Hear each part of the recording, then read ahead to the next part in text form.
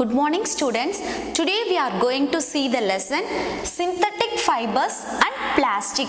What does mean by synthetic fibers? Synthetic fibers means cloth made by use of chemical substance is called synthetic fibers or man-made fibers.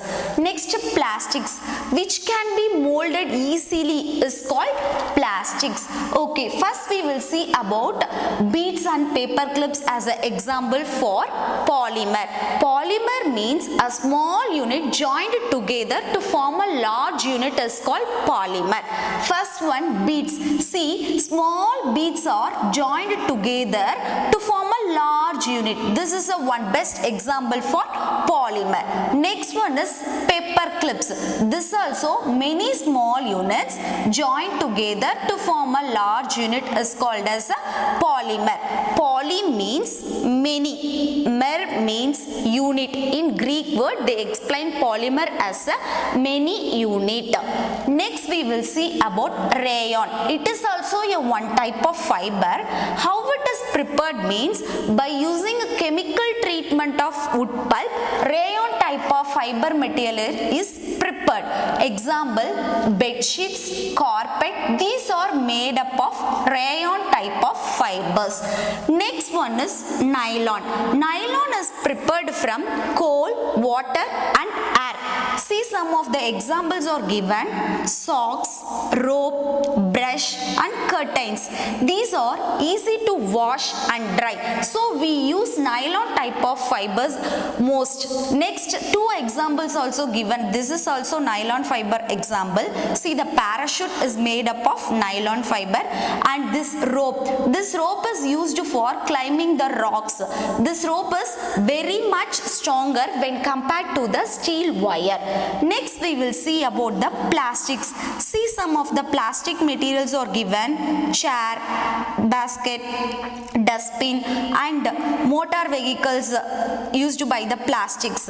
Next, in plastics there are two type of plastics are divided. First one is thermoplastic and the second one is thermosetting. Thermoplastic means which can be softened when it is heated, it get molded. That one is called thermoplastic.